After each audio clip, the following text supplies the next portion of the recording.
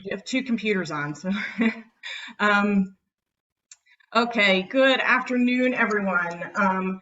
So thank you so much for joining us today. My name is Kelly Wenzel. I am the president of Angie, and joining me today is Laura McCluskey. She is our programs chair also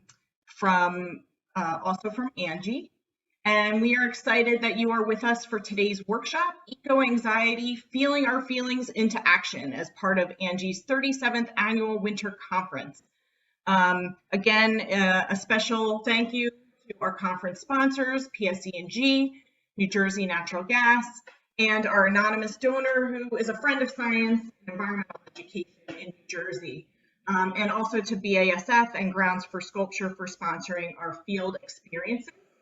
I will be placing a link into the chat, which is a link to our YouTube channel. So after the conference and after I do a little editing, all of these sessions will be up for you to view in case you missed something, or we have concurrent sessions so you can watch one that you had missed. Give us a couple weeks to get those up, and we'll let you know when they're all ready. So I'll put that in the chat in a minute.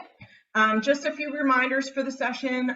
Please keep yourself on mute unless your host says, come off mute and talk to me. If you have any questions or comments, you can put them in the chat and we'll be sure to pick them up for our speaker.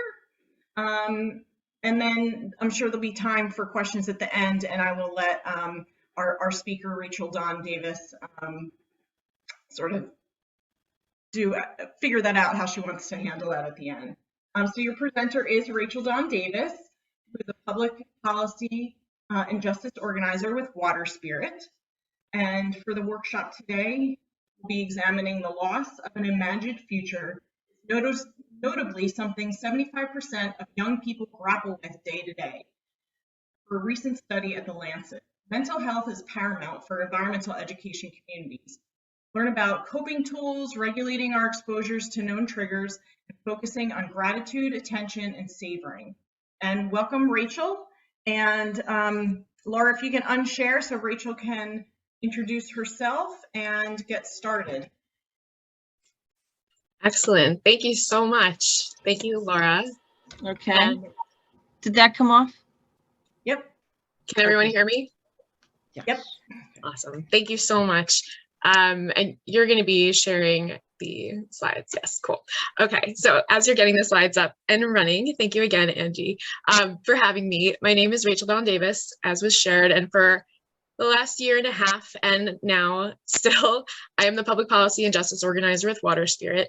Prior to working in this role with Water Spirit, I operated a consultancy for over a decade called Green Dawn Solutions, serving clients in all sectors, and I was called back to water advocacy work full-time to help highlight and amplify the voices of young people and most impacted communities. I am happy to help you, any of you, navigate resume writing, job search, and just be a living soundboard and resource for you if you'd like. So my advocacy began as a student leader and advocate at Rutgers. And I will also share that everything I'm going to be saying today is going to be available. So please, as was shared, this recording will be shared. Any resources, anything I share, I'm happy to provide to people who attend today. And so again, my advocacy began as a student leader and advocate at Rutgers, uncovering the lies of fossil fuel industry profiteers, the intermingling with war, and my starting an ongoing quest for federal environmental policy that would be stringent enough for future generations, as I saw fit. I was just on the Green Jeans podcast talking also about eco-anxiety, hosted by the mother and author of the Green Amendment, Maya Van Rossum, and her daughter, Annika Van Rossum, who is a third-year law student. So I'd urge you to check that out. That's all over our social media channels.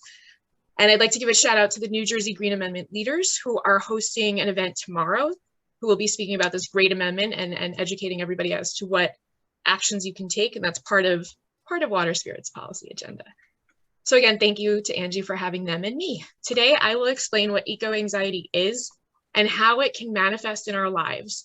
I'll also share some methods for coping with anxiety, avoiding burnout, and cultivating personal resilience, including partaking in a 10-step support group, which Water Spirit hosts. That does begin with an information session on February 2nd at 6 p.m. Eastern with Step 0, So it's 10 steps, but step 0 is the informational session. Okay, so do we have slides? Yep. Thank you so much again for running them. And I'll just say next slide. Thank you for your help. Okay, so you can go to the next slide, please.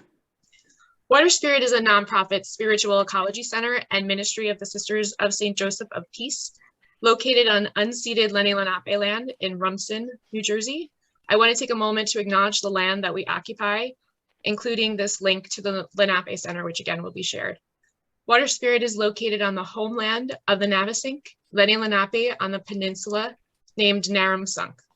We respectfully acknowledge the Lenape peoples past, present, and future here in Lenape-Hoking and throughout the diaspora, as they are still here.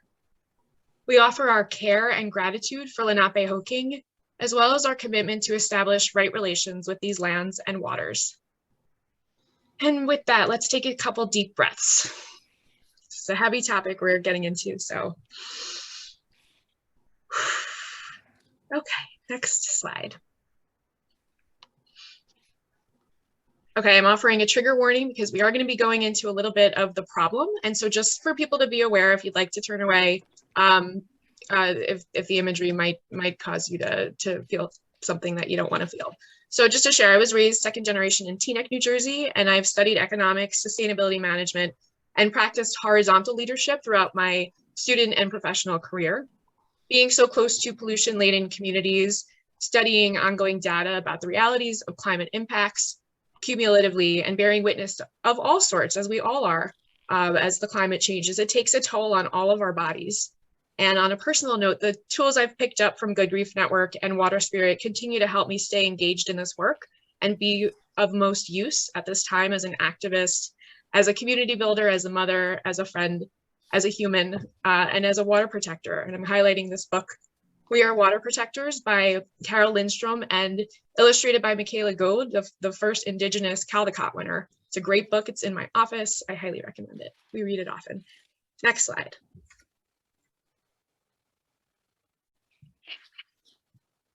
So climate change, disasters, migration, health impacts, food security, insecurity, COVID-19.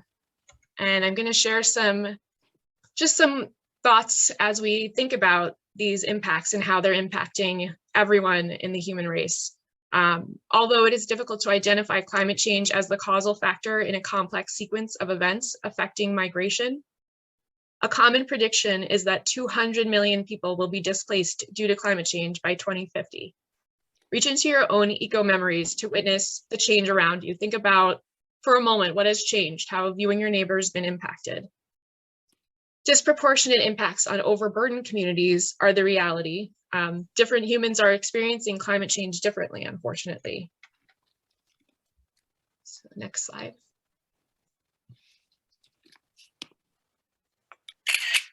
Back one, please.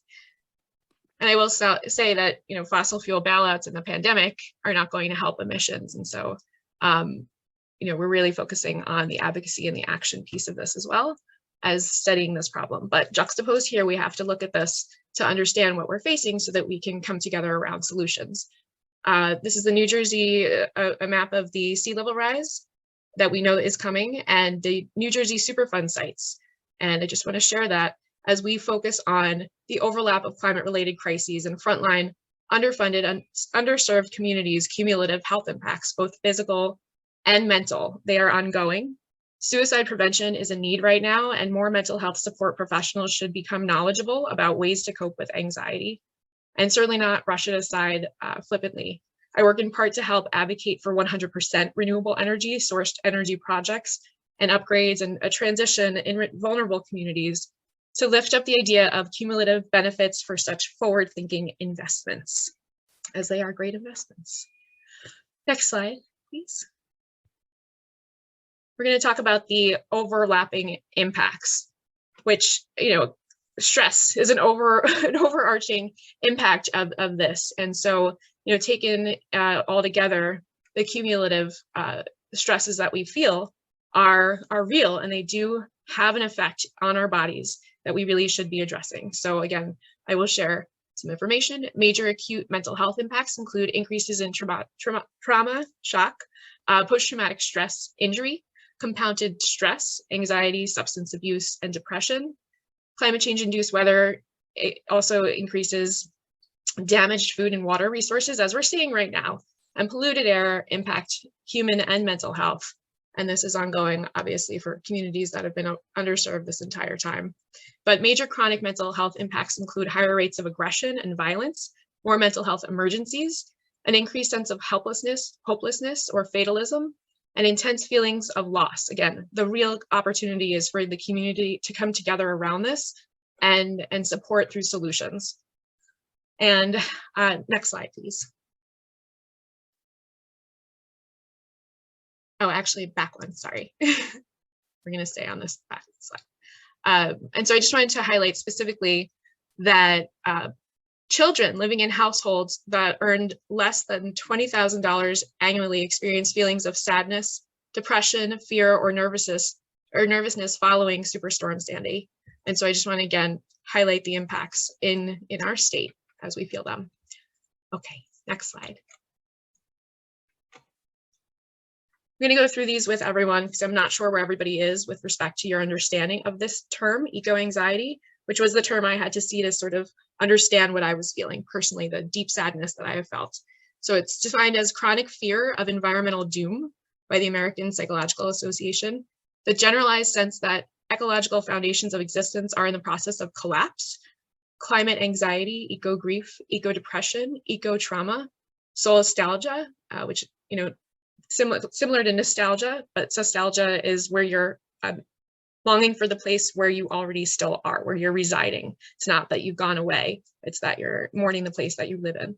And then moral emotion, which I'd like to pull out for a minute with a quote from Andrew Boyd. Compassion hurts. When you feel connected to everything, you also feel responsible for everything, and you cannot turn away. Your destiny is bound with the destinies of others. You must either learn to carry the universe or be crushed by it. You must grow strong enough to love the world, yet empty enough to sit down at the same table with its worst horrors. And that is true. Next slide. Please. We're going to work on an activity now. So if you will, take out a piece of paper or anything, scrap paper, or just anything to write with, whatever you feel comfortable with.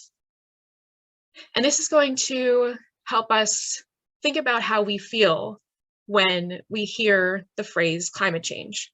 So what I want you to do is fill in the blank. When I hear the phrase climate change, I feel, and fill in as many feelings as you'd like. I want to share they can be contradictory feelings. That comes up a lot. And just take a moment and think, what are you feeling? What does it make you feel?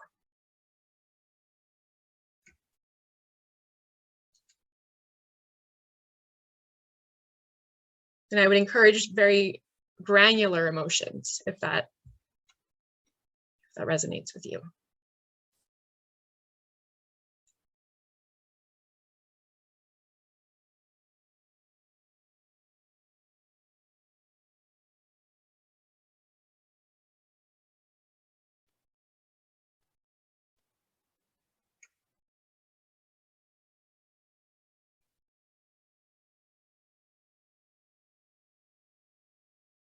Give it a few more seconds.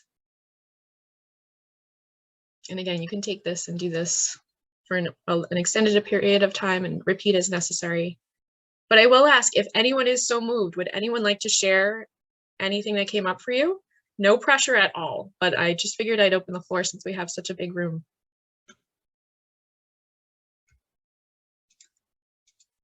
Feel free to write in the chat as well. And that's okay if nobody feels so moved, but this exercise is meant to show you how you feel. And the first step is to accept the predicament of the problem that we work through in this 10 steps series. So look back over what you wrote down to see if there's anything you found surprising or any patterns, anything that jumped out at you. And again, I would say repeat as necessary. Next slide. Thanks.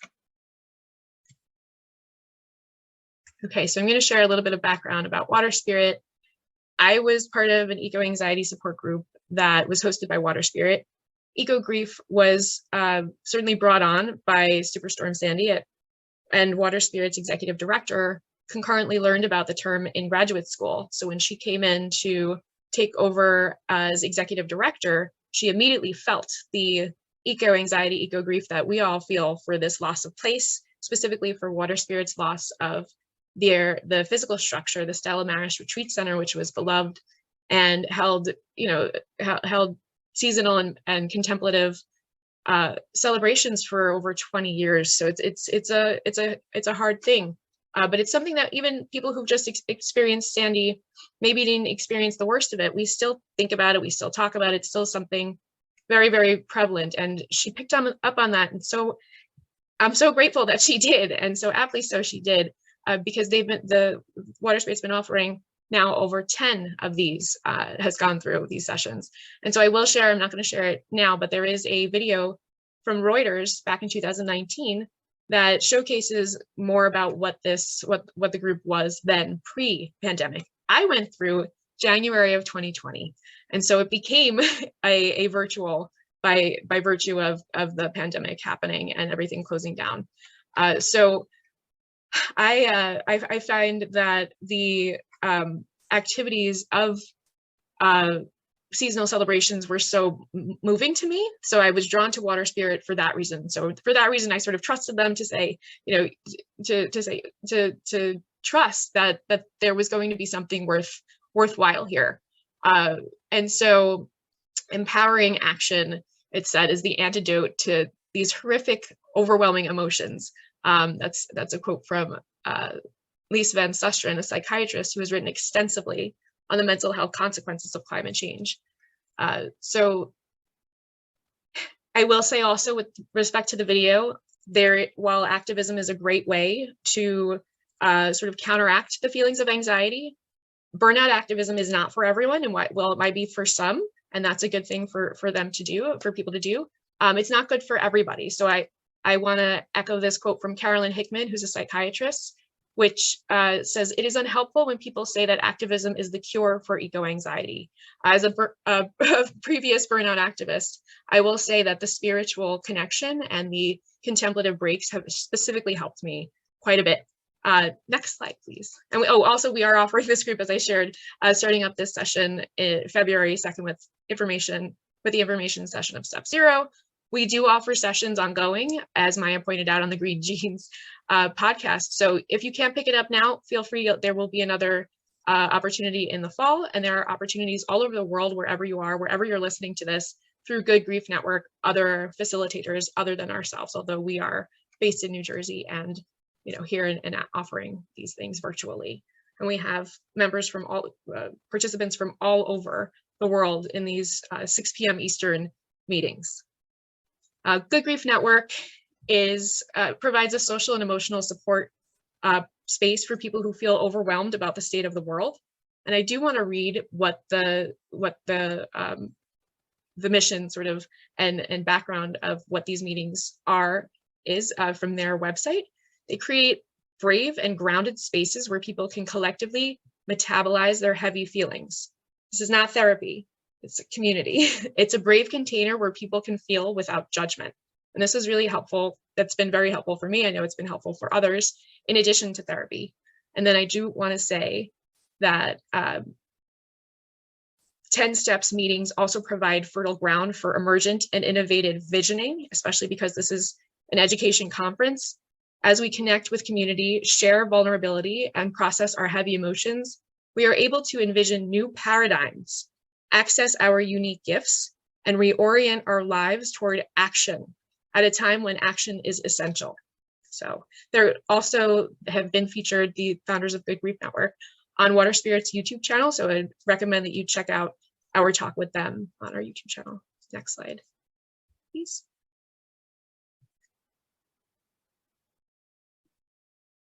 Okay, and here we're going to go over the 10 steps, and I will read them aloud. Step 1, accept the severity of the predicament. Step 2, practice being with uncertainty. Step 3, honor my mortality and the mortality of all. Step 4, do inner work. Step 5, develop awareness of biases and perception. Step 6, practice gratitude, witness beauty, and create connections. Step 7, take breaks and rest. Step 8, grieve the harm I have caused. Step 9, show up. Step 10, reinvest into meaningful efforts. And I will say meaningful action again, it's different for different people. It's whatever you believe, you feel in your heart is the most meaningful thing that you can do right now at this time. It could be, for me, it started especially going through the first time of 10 steps, an assessment of myself and of my life and of my feelings and my priorities, which led me to apply to this job that would open up at Water Spirit a few months later. And I had already been working on baseline energy assessments for my community. That's another thing you can do, is get involved in your community. But the proactivity does help our anxiety, and these assessments help with what we feel we have agency in, whatever that is, and it is individual. Next slide. These are testimonials from people who have been through the 10 steps, and there are many others and more coming in, but I just wanted to highlight these to showcase the intergenerational connection that we've been able to have, I think, almost every single group. So this is not just for people who are activists, it's not just for people who can't stop looking at the climate crisis because they're studying it in school, or just because they're an earth scientist or some sort of other natural scientist at Rutgers or somewhere else in New Jersey, but anyone who is looking at this and not looking at it away and having these heavy emotions can come to these groups and is welcome more than once. So, even if you go through, maybe couldn't get to every single step because you had exams, you can go through again. And I've gone through a few times and it's always different. I always pick out different things through each time of working out the steps, but it has been really, really helpful in terms of making sure that my heart and head are aligned. Again, me personally speaking, and there are others.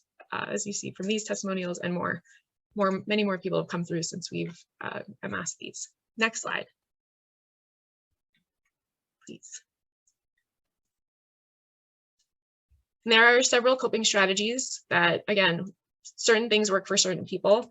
Overall, keeping rooted in community is extremely helpful to everyone wherever you are. It's always helpful to have a network. We are humans, and we deserve to have other humans connected with us, whatever that network might be.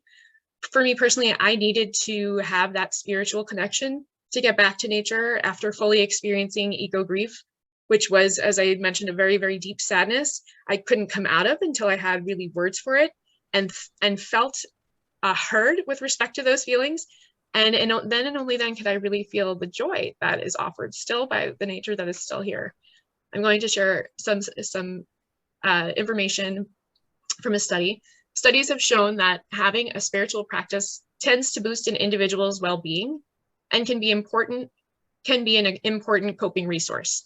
In addition to the social support that is often provided by a faith community, having a spiritual practice can help people manage and find meaning in suffering during significant adversity.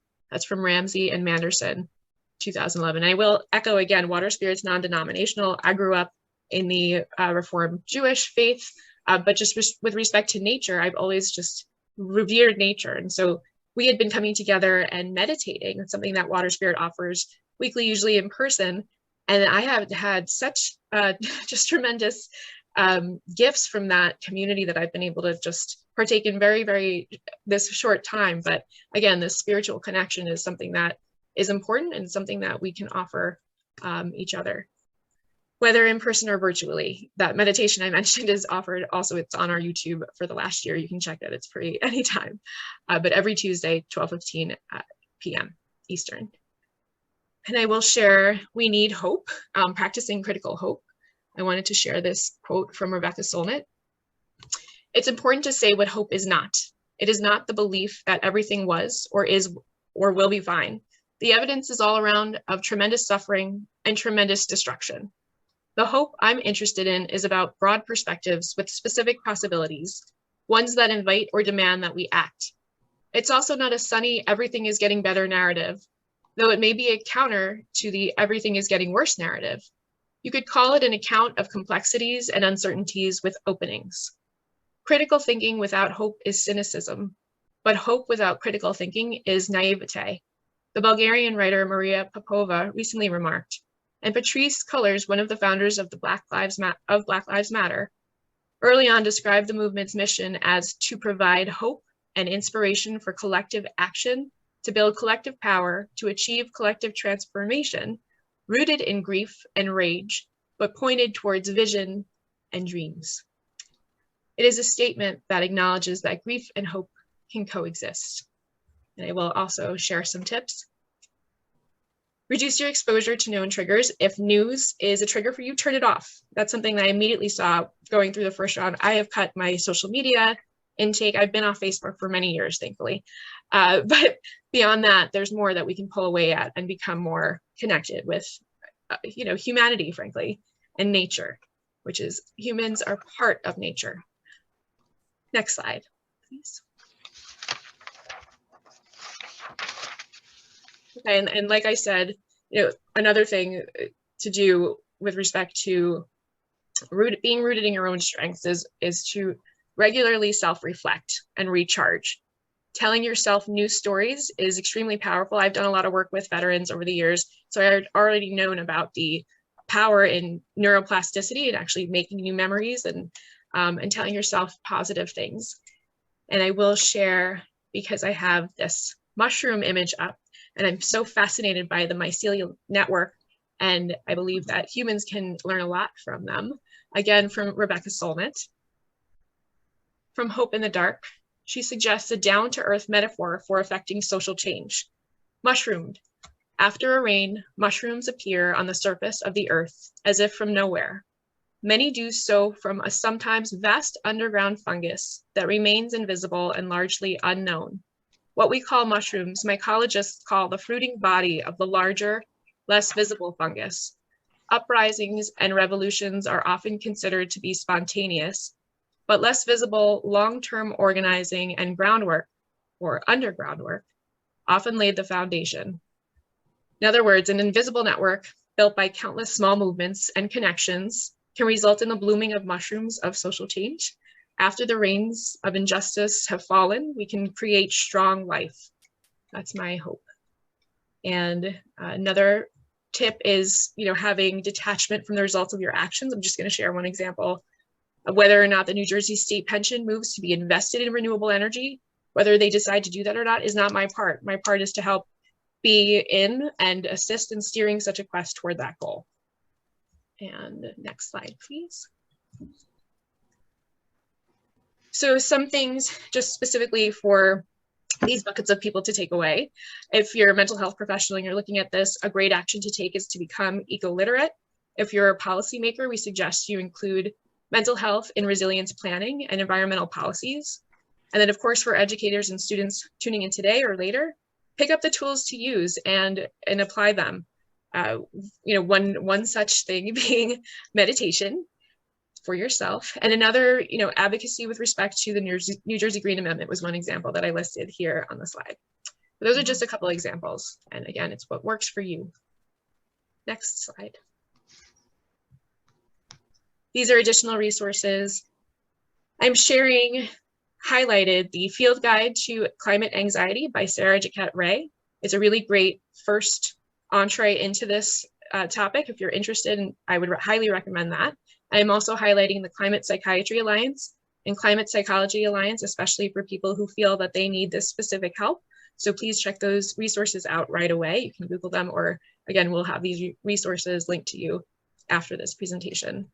And Water Spirit offers meditation for Earth and seasonal rituals, as well as other neat programming that we're figuring out, especially as we figure out COVID, which we're getting a lot better at doing.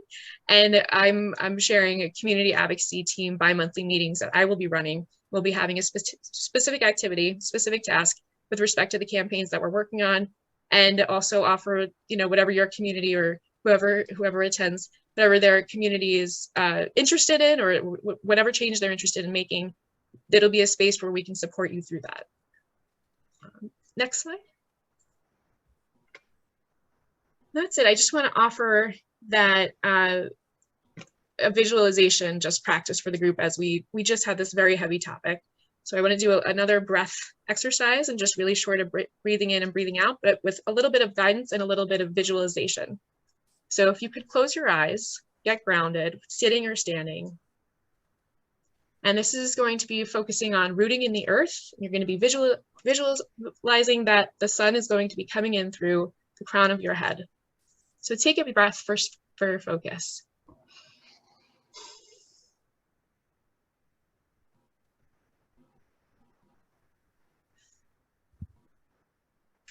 Root in earth. Above head, branches. Imagine the sunlight warming the crown of your head. It gets warmer. As you breathe in, pull in healing light and love. As you breathe out, send it to earth. Give thanks, return. Breathe in. Breathe out.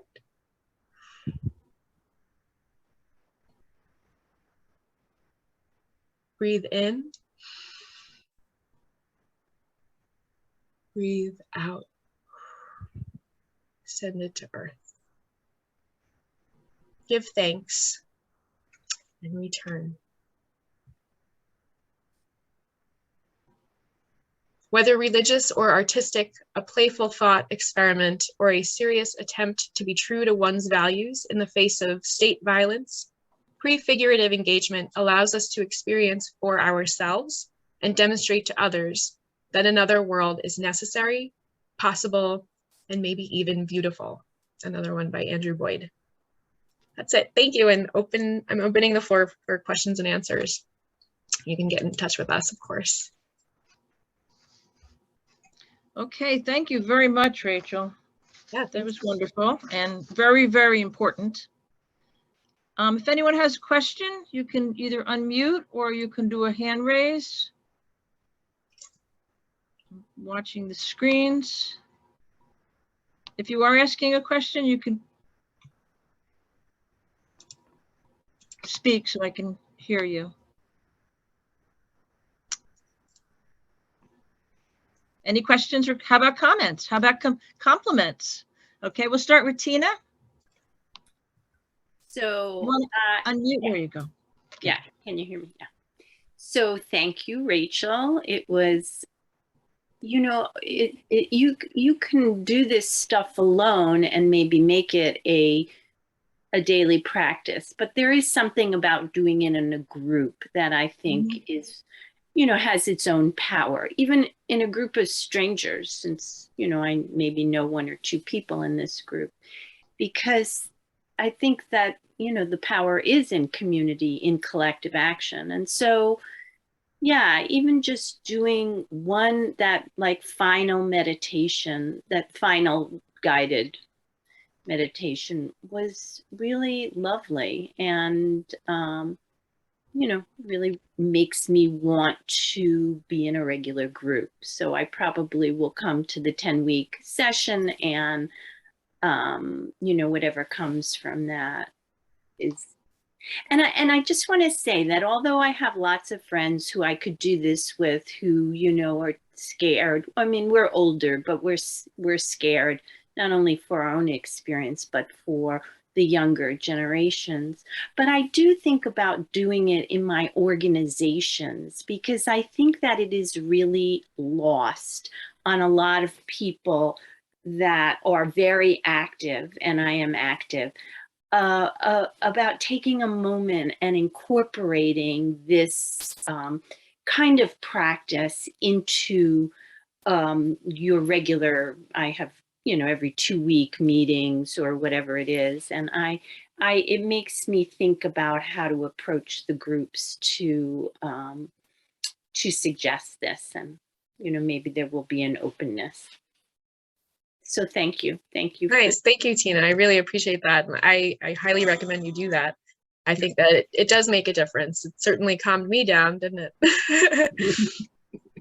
Yeah, that was nice, Tina. Rachel, you had a question? let's see. Hi, can you hear me? Yes. Yes. Okay, cool. Thank you. Well, thank you so much, Rachel. That was really, really sweet. It was a very nice presentation. I have to say I think I'm one of those like really anxious people overall. So I feel like something like this program would probably help me out a lot. And especially since I do teach generally the older students, like 12 and up or so, who are also feeling just as anxious in a lot of cases. Do you think that this is something like, as I'm going through the program, is this something that I would be able to use some of these, I guess, techniques in like almost immediately? Or is this something where I should work on myself first before I start helping other people with it? Or is it like kind of, at least with the students, can it be like a combined education, like we're all learning together sort of a thing? How do you think we should approach that?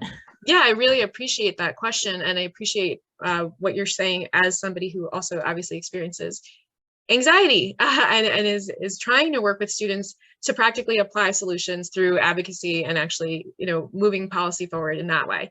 I would recommend, of course, that you check it out. And you're an educator, where the boundaries are with your students. Sarah Jaquette Ray was specifically trying to talk about this with her students and was experiencing an obstacle as to her students not having the ability to foresee their future. And that's kind of where that guide, I think, came from, just from my own knowledge, I think. And this is a little bit hearsay, but that's basically what I remember her saying, was that she really wanted to work with her students to help them and help understand their feelings. So I would recommend that, of course, there are journal prompts, there are activities, articles, videos with every single step that you would get as part of a participant. So every single week you would be getting, and really you get the pack in the beginning. So you have it all at once, and it's up to you to do as much or as little as you feel or can do with respect to diving into this massive amount of resources for all the 10 steps. So I would recommend that, you check it out, definitely. And then do your due diligence, stay in touch with us, because we would be happy to, of course, do a little bit of activity building, or at least maybe groundwork building as to the information as to what this is and why maybe that would help as to why we're bringing it to, as to why you're showcasing it for them and, introducing it, I would say, for them. As you then go into the process, we'd be happy to be soundboards. And we have other educators in the network who've already gone through the 10 steps who I'm sure be happy to talk with you about that. That helps. Yeah, thank you. Thanks. Okay, thank you, Rachel. Any other questions from anyone? Okay, Philip, see you. Hold on. Oh, you're muted. Hold on. Okay. You have to unmute. Great. How's that? I can hear you. There you go, Philip. Go right ahead. So I wanted to ask. I was thinking, as you're describing this sort of way to sort of interact very sort of candidly and openly with other people about feelings and stuff. I realized our entire lives were like bottled up. I mean, we're everything is in containers that have to be secured.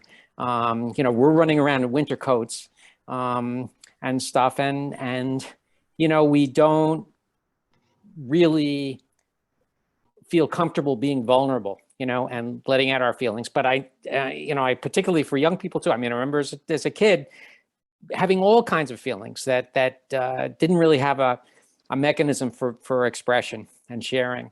Right. And so I'm wondering, just sort of in the broader context of 24/7, like, do people come away from the water spirit experience really kind of feeling more open towards expressing their feelings to other people and trying to solicit from others what their feelings are?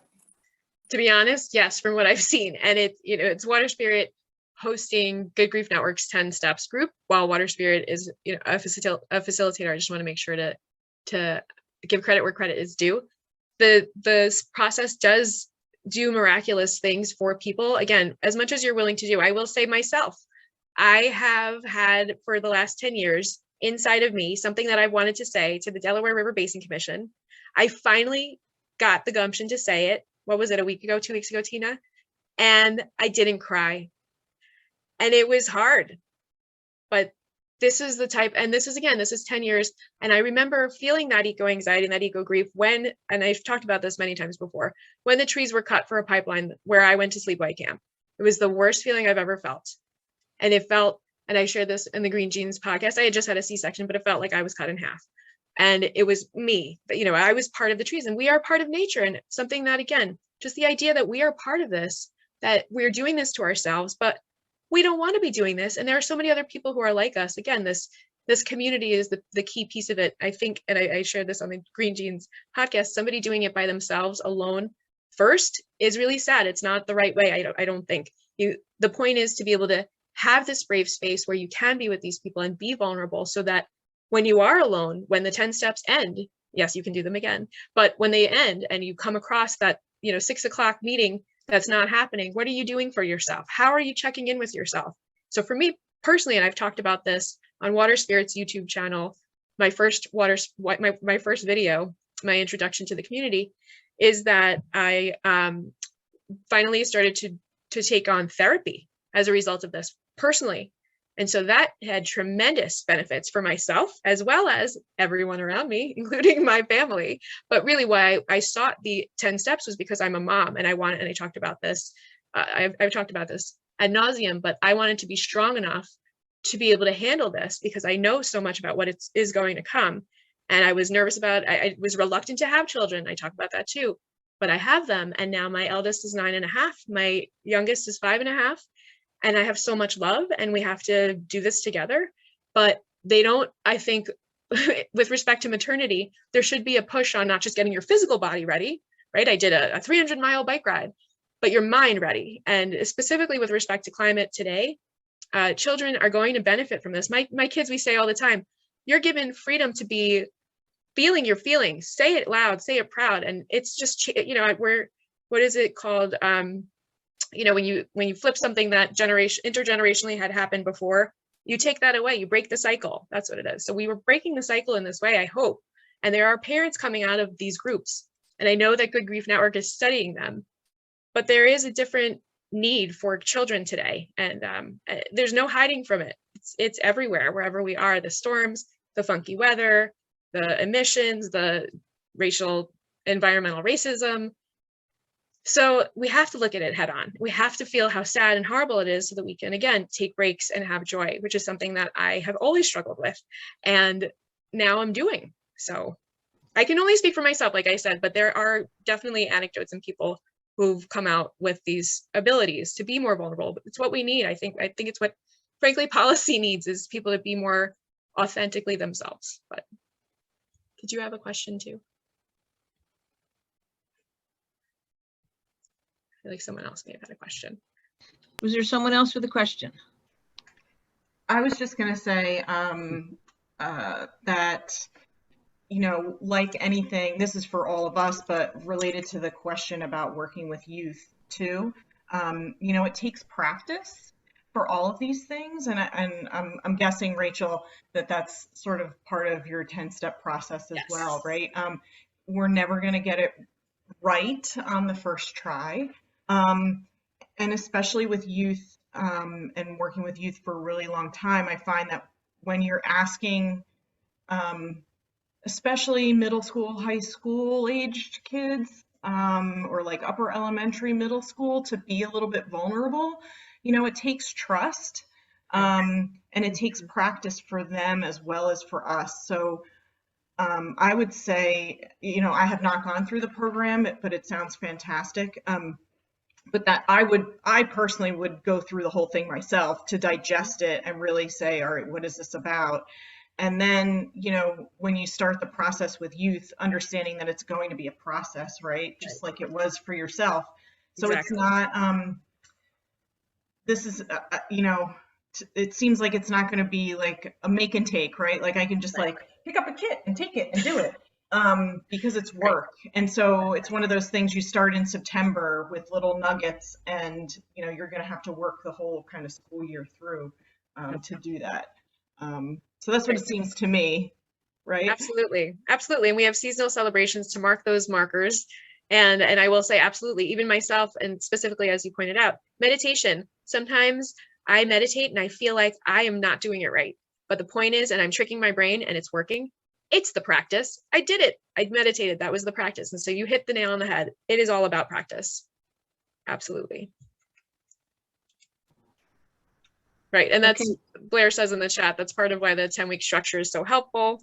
Trust builds in the group over time. And this is so true. The resources in the resource pack every week are a good place to begin a conversation.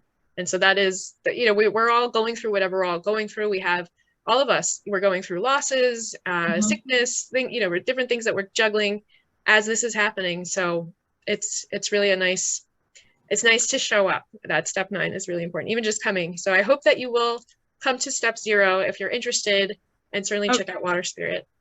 Rachel, we have one more question. Oh, go for it. We're just going to ask Lindsay here real quick. Lindsay? Hi. Hey. Hi. I just wanted to bring up eco-anxiety from seeing the forest being cut down all over the state. Every time you're driving anywhere, you could see the forest is being cut down. In our public forest, there's big stands of trees being cut down. So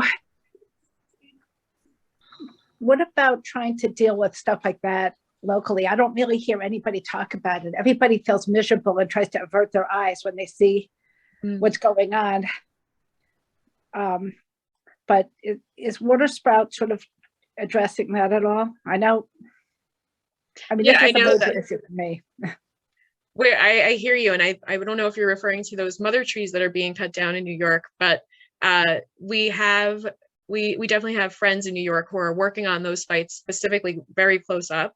And I would say that, it's something that I share in your bearing witness to it. I share your eco-anxiety because trees are so important.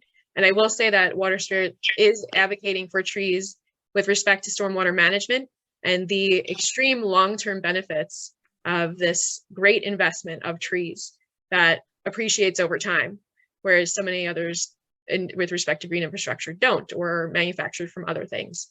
So I will say that I still feel sad about that, about the area of the trees that were cut down where I hold dear. And I don't know if there's anything that's going to make that better, to be honest.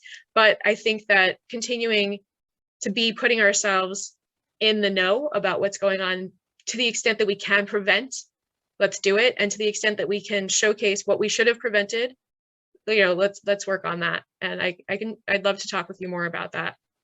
The New Jersey Highlands Coalition has a whole meeting about this, about upcoming legislation on January 25th. Great. Thank you for letting us know. And we'll also share that. Excellent. New Jersey Highlands Coalition. But anyway, it's a big issue. It will determine the state of the forest forever, basically now, Well, you heard it here, everyone. Thanks for your presentation, Seven. Yeah. Thank you, Lindsay, for coming. Yeah, good connection. Anyone else? Kristen, did you have a question? No, okay. Thought you had your hand up. Okay, I think that's it for our questions. I'd like to thank Rachel for the program. You started out by saying this is going to be very heavy, and you weren't kidding. But you also came with a solution, which was really the most important thing. You came with an answer to what can we do about this? And I think that as environmentalists, that's a big question that we all have always. So thank you so much. We appreciate your time, and we express our gratitude for the wonderful work that you're doing. So thank you so much. I would just like to remind everybody that in the chat, there is a link to our evaluation sheet. If you want to maybe copy it so that you have it, because I don't know if you'll have the chat afterwards. It's important that we have some feedback from everyone so that we can look at future programs and what, was working. I also want you to subscribe to our YouTube channel so you can see all our presentations, this one included and the other ones that are coming up this week. That's going to be a great way for you to connect up and get information that you may have missed and to share the program with people that may not have been able to be here. Our in-person field experiences are still going on for registration, but, and not to put any pressure on anyone, but today is the last day to sign up and you only have till 4 o'clock. So that's like in 2 hours. So you got to get on it. But if you would go to the Angie.org website, you can see the field experiences. I think it's going to be a fairly good weekend. You can maybe get outside if you're feeling it, especially after this particular session. We're going to get outside and do something with the environment. Go check out the field experiences. They're all over the state. We spread them out so that people have access to them. And we're waiting for some participants to come and join us. We'd like to thank our conference sponsors, and this is really important because Angie, as you know, is a nonprofit organization, and if these are the people that really keep the funding going. PSE&G, New Jersey Natural Gas. We have an anonymous donor who's being mentioned. BASF and the Grounds for Sculptures are joining us this year as part of our funding, and so please remember to support them.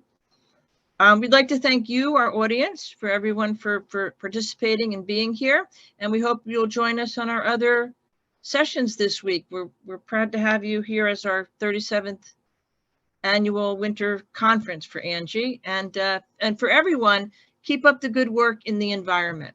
We appreciate all your help. And Rachel, thank you again. It was wonderful. Now,